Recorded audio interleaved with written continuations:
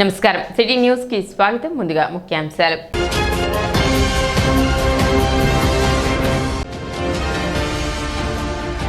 యమధర్మరాజు వినాయకుని వేషధారణలతో వాహనదారులకు హెల్మెట్ పై వినూత్నంగా అవగాహన కల్పించిన పోలీసులు.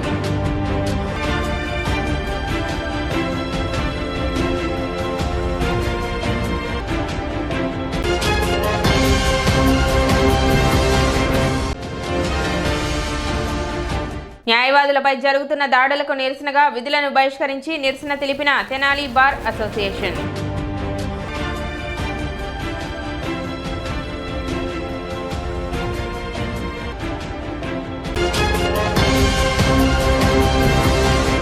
వాహనదారులు హెల్మెట్ ధరించి క్షేమంగా గమ్యం చేరాలని సీఐలు రమేష్ బాబు, మల్లికార్జునరావు వాహనదారులకు విజ్ఞప్తి చేశారు. సోమవారం తెనాలి ఓవర్ బ్రిడ్జి పై వాహనదారులు హెల్మెట్ ధరించాలని ప్రత్యేక హెల్మెట్ డ్రైవ్ నిర్వహించారు. వినూత్నంగా వినాయకుడు యమధర్మరాజు వేషధారణలో వాహనదారులకు హెల్మెట్ ధరించాలని, మద్యం సేవించి వాహనం నడపరాదని, ద్విచక్ర వాహనంపై ట్రిపుల్ రైడింగ్ చేయరాదని వాహనదారులకు వినాయకుడు యమధర్మరాజు వేషధారణలో ఉన్నవారు విజ్ఞప్తి చేశారు.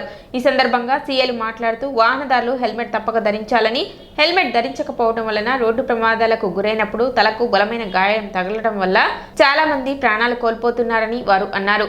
వాహనం నడిపేటప్పుడు హెల్మెట్ ఉంటే తలకు ఒక రక్షణ కవచంలా ఉపయోగపడుతుందని వారు తెలిపారు. రోడ్డు ప్రమాదాల వలన మరణించే వారిలో ఎక్కువగా తలకు గాయాలై మరణించడం జరుగుతుందని, దానిని నివారించాలంటే తప్పనిసరిగా ప్రతి ఒక్కరూ వాహనం నడిపేటప్పుడు విధిగా హెల్మెట్ ధరించాలని వారు తెలిపారు. చిన్న చిన్న ఇబ్బందులను చూపి హెల్మెట్ ధరించడం పక్కన పెట్టడం సరైన కారణం కాదని, ప్రతి ఒక్కరూ విధిగా హెల్మెట్ ధరించాలని, తలకు బలమైన గాయాలు తగలకుండా ప్రాణాలు కాపాడటంలో హెల్మెట్ పాత్ర ముఖ్యమైనదని, అది తెలుసుకుని ద్విచక్ర వాహనం నడిపేటప్పుడు తప్పనిసరిగా హెల్మెట్ ధరించాలని వాహనదారులకు సూచనలు చేశారు. మద్యం సేవించి వాహనాలు నడపరాదని, అదేవిధంగా ట్రిపుల్ రైడింగ్, డ్రైవింగ్ లైసెన్స్ లేకుండా వాహనాలు నడిపితే చట్ట ప్రకారం కఠిన చర్యలు తీసుకుంటామని, అలాగే మైనర్లు వాహనాలను నడిపితే వారి మీద చట్టపరంగా కఠిన చర్యలు తీసుకుంటామని హెచ్చరించారు. ఈ కార్యక్రమంలో ట్రాఫిక్ ఎస్ఐ రాజ్యలక్ష్మి, పోలీస్ సిబ్బంది పాల్గొన్నారు. తెనాలి పట్టణంలో ఈ రోజున తెనాలి పోలీస్ వారి చేత ఈ హెల్మెట్ అవేర్నెస్ క్యాంపెయినింగ్ అనేది నిర్వహించడం జరుగుతూ ఉంది. ఇందులో భాగంగా ఈరోజు హెల్మెట్ అవేర్నెస్ క్యాంపెయిన్ నిర్వహించేందుకు మార్కెట్ ఏరియాకి రావడం జరిగింది. ఈ మార్కెట్ ఏరియా వద్ద మనకి హెల్మెట్ ధరించడం వల్ల ప్రమాదం జరిగినప్పుడు తలకి దెబ్బలు తగలకుండా ఉంటుంది, అంతేకాకుండా లైఫ్ అనేది సేవ్ అవుతుంది. కాబట్టి అందరూ హెల్మెట్ ధరించండి. దీని మీద మనకి ఒక రోల్ ప్లే చేయడం కోసం అని చెప్పేసి మనం ఈ యాక్టర్స్ని వీళ్ళని తీసుకురావడం జరిగింది. వీళ్ళు కూడా అవేర్నెస్ క్యాంపెయిన్ టౌన్లో నిర్వహిస్తూ ఉన్నారు. దీని మీద మీ అందరూ కూడా పబ్లిక్ అంతా కూడా కోఆపరేట్ చేయాలి. ట్రాఫిక్ అవేర్నెస్లో భాగంగా మన తెనాలి పట్టణంలో యమధర్మరాజు ఆధ్వర్యంలో హెల్మెట్ ధరిస్తేనే మీకు మంచిది, సురక్షితంగా ఉంటుంది, మీ ప్రాణాలకు ముప్పు ఉండదు. కాబట్టి కంపల్సరీగా హెల్మెట్ ధరించాలని ప్రతి ఒక్కరిని పేరు పేరున విన్నవించుకుంటూ, అందులో జనవరి 1 వస్తూ ఉంది, 31 ఇయర్ ఎండింగ్ అవుతుంది. దీని సందర్భంగా కూడా నైట్ పూట అనవసరంగా డ్రైవింగ్ చేస్తూ ఉంటారు. హెల్మెట్ పెట్టుకొని డ్రైవింగ్ చేసుకుంటే ఎటువంటి ప్రాణాలకు అపాయం ఉండదని చెప్పి మేము అందరినీ కోరుకుంటూ మా ఈ చిరు విన్నపాన్ని అందరూ మన్నించవలసిందే కోరుతున్నాము. తప్పనిసరిగా హెల్మెట్ ధరించండి, మీ యొక్క ప్రాణాలను మీరు కాపాడుకోండి.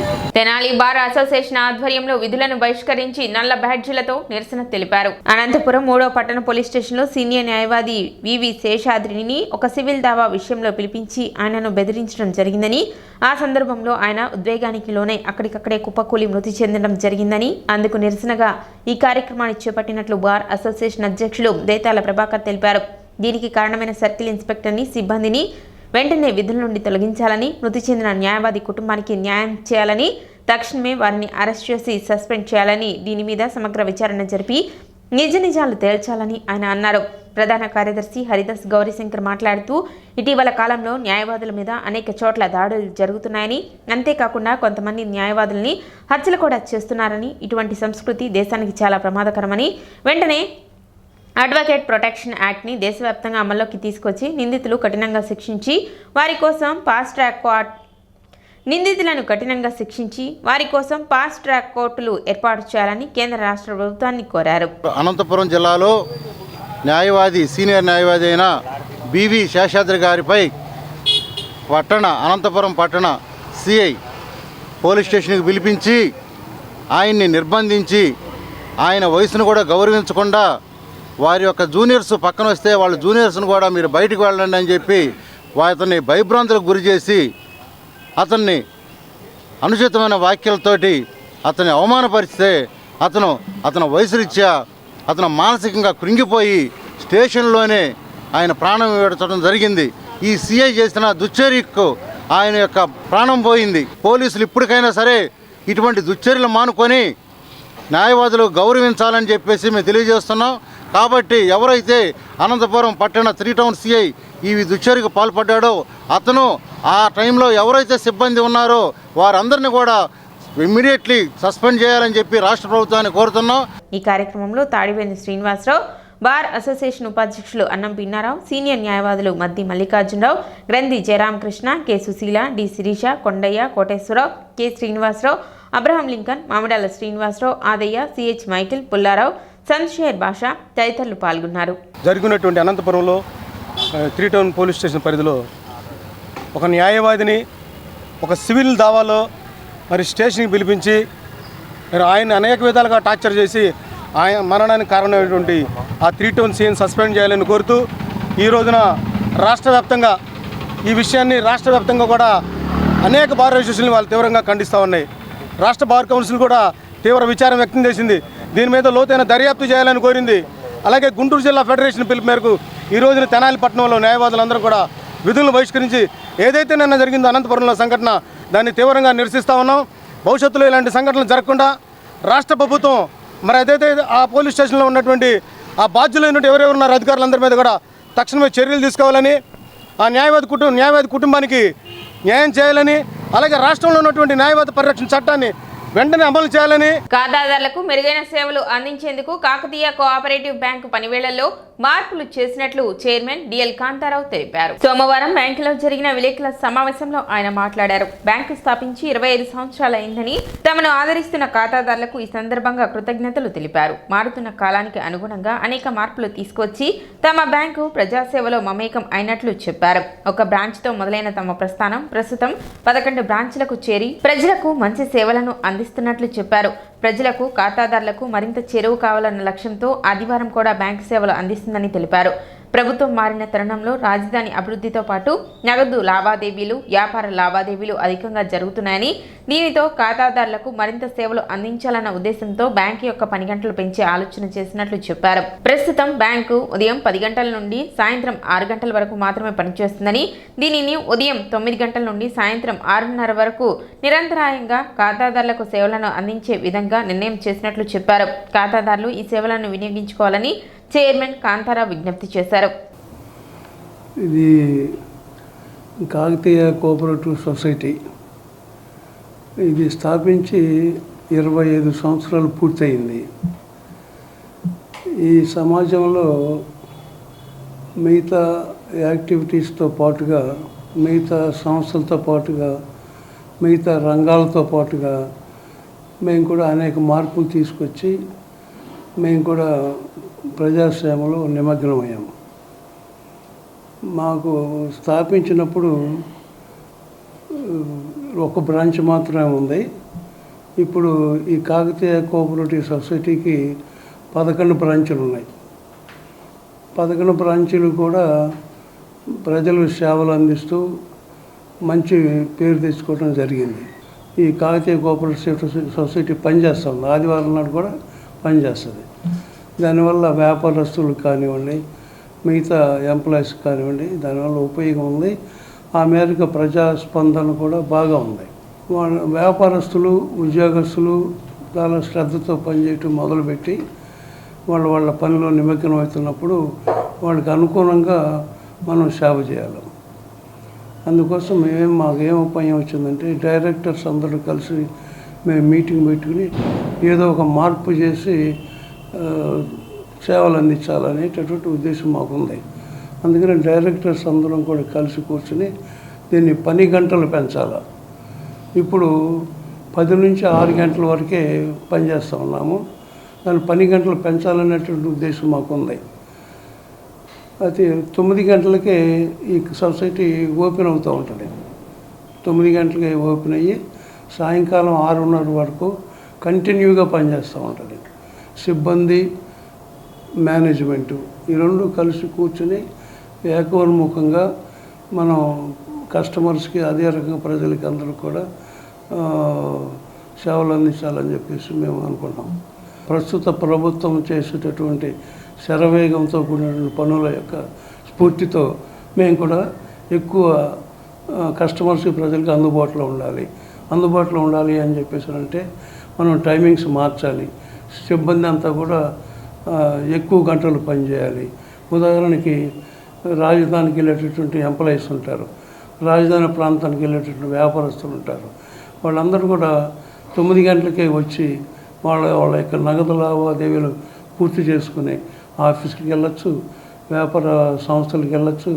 వాళ్ళకు ఉపయోగం ఉండేటట్టుగా మేము తగు జాగ్రత్తలు తీసుకున్నాం. మేము మా కాకతీయ కోఆపరేటివ్ సొసైటీ 130 కోట్ల రూపాయల పెట్టుబడితో మనం వ్యాపారాన్ని నడుపుతూ ఉన్నాం.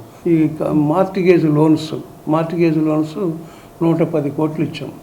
అంటే పెట్టుబడి 130 కోట్లు ఉంటే మార్టిగేజ్ లోన్స్ 110 కోట్లు ఇచ్చాం.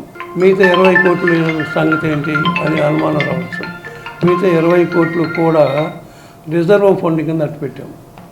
అది ఆర్బీఐ యొక్క నార్మ్స్ ప్రకారంగా 20 కోట్ల రూపాయలు రిజర్వ్ ఫండ్ కింద అట్టుపెట్టాం. తెనాలి తహసీల్దార్ కార్యాలయంలో ప్రజా సమస్యల పరిష్కార వేదిక కార్యక్రమం జరిగింది. తెనాలి తహసీల్దార్ గోపాలకృష్ణ, ఇండిపెండెంట్ ఛార్జ్ తహసీల్దార్ పవర్ స్వప్నిల్, జగన్నాథ్ అర్జీదారుల నుండి అర్జీలను స్వీకరించారు. తెనాలి పురపాలక సంఘానికి సంబంధించి ఒక అర్జీ వచ్చిందని సత్వరమే దానిని పరిష్కరించేందుకు కృషి చేస్తామని వారు తెలిపారు. అదేవిధంగా ప్రస్తుతం జరుగుతున్న రెవెన్యూ సదస్సులను ప్రజలు సద్వినియోగం చేసుకోవాలని ఆయన విజ్ఞప్తి చేశారు.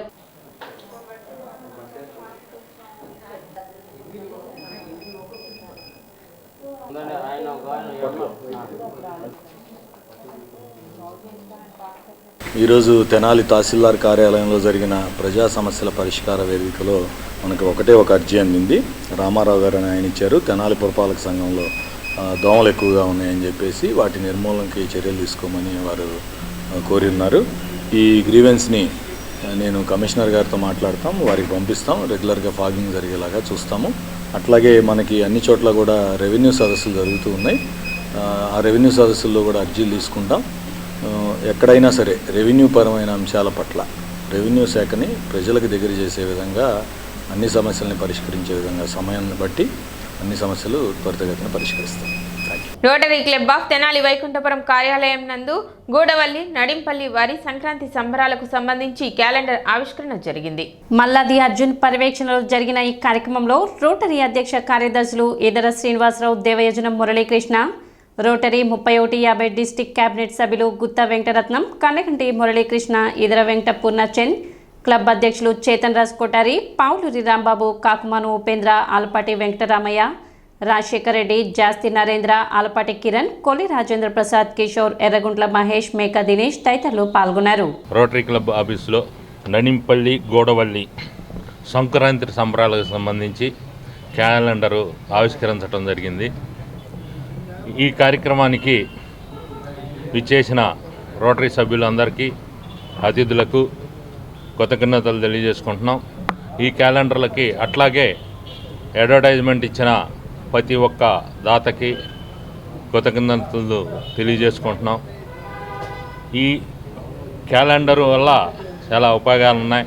ప్రతి ఒక్క నెలలో ఆ నెలలో యొక్క వచ్చే పండుగలు కానీ, తిథులు కానీ, నక్షత్రాలు కానీ ఇవన్నీ చూసుకుంటానికి ఆ క్యాలెండర్ ప్రతిరోజు అవి ఆవిష్కరించడం జరుగుతుంది. 6 సంవత్సరాలుగా గోడవల్లి, నడంపల్లి గ్రామ వాస్తవ్యులు సంక్రాంతి సంబరాలు 3 రోజుల పాటు జరుపుకుంటూ ఉంటాం. దానికి దేశ విదేశాల నుంచి అనేక మంది మిత్రులు, దానికి సంబంధించిన అందరూ కూడా వస్తుంటారు. దానికి ఈ సంవత్సరం క్యాలెండర్స్ అంతా కూడా మన rotary Club of Vaikunthapuram Tenali వారి ద్వారా స్పాన్సర్ చేయడం జరిగింది. అందువల్ల ఇక్కడ ఓపెనింగ్ చేసి ఇది అందరికీ కృతజ్ఞతలు తెలియజేసుకుంటున్నాం. దాన్ని స్పాన్సర్ చేసినటువంటి అందరినీ కూడా వారికి ఒకసారి కృతజ్ఞతలు తెలియజేసుకుంటున్నాం. ఇక్కడ విశేష మిత్రులందరూ కూడా రోటరీ క్లబ్ ఆఫ్ వైకుంఠపురం తరఫున, గోడవల్లి, అడంపల్లి సమాజ సభ్యుల తరఫున వారి కృతజ్ఞతలు తెలియజేసుకుంటున్నాం. ఇప్పుడు ఒక చిన్న విరామం.